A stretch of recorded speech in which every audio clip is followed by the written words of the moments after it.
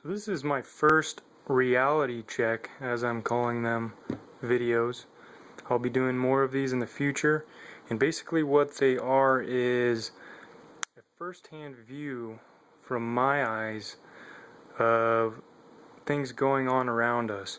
Often we get in political debates or arguments with people, and one of the comebacks is, well, what are your sources?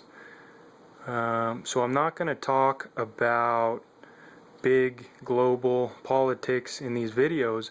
I'm going to talk about very scaled down sites that I see, instances that I'm being aware of, and I'm going to share those with you, because the things that I will be showing in these videos, they can't be debated. They are fact, and from those facts we can formulate opinions about what's happening in our world.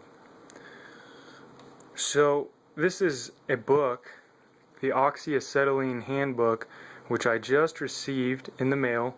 I bought this from Amazon.com. It's an older book. It's a technical handbook on oxyacetylene welding and cutting. And what I noticed is, well, first of all, it's in very good shape.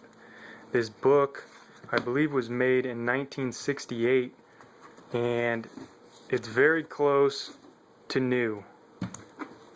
It's been obviously kept on a bookshelf for many, many years.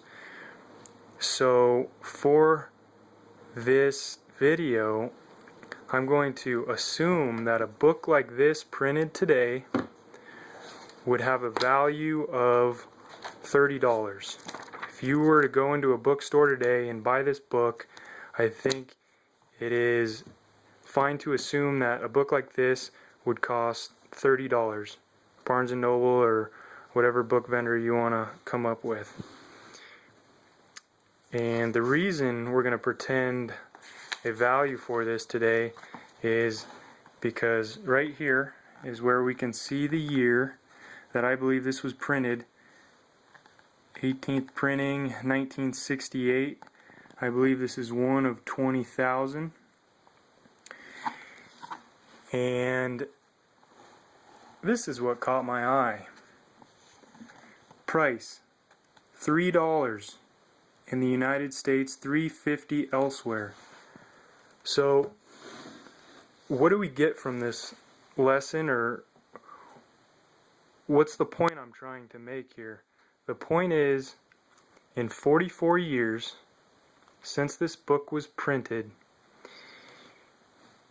our money system, our Federal Reserve notes, or as most people call them, dollars, have declined in value tenfold. 10 times. They've lost, our money has lost 10 times its value in 44 years, according to this small example. That is to say, our money has depreciated 1,000% in 44 years.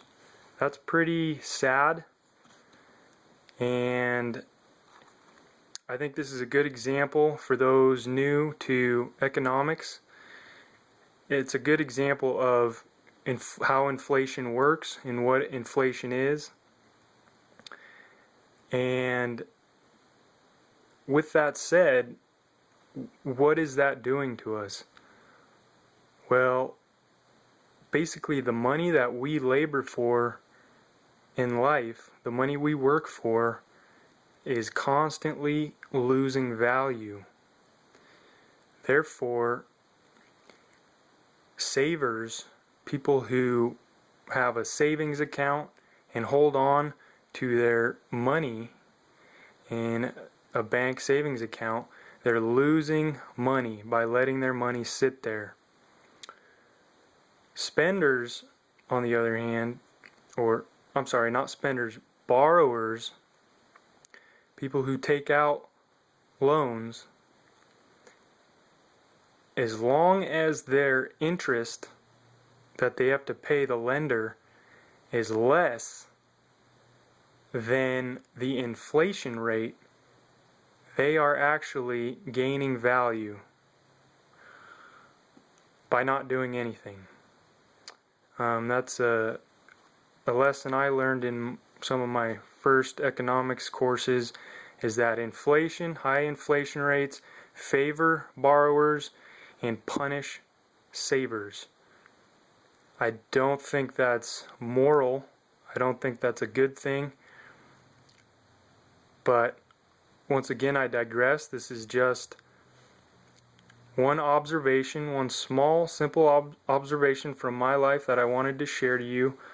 I purchased this book, and right away, one of the coolest things about old books or old objects, if you can find the price, the retail price from their time, is what a simple indicator of how inflation is happening in the United States today and for the last 100 years.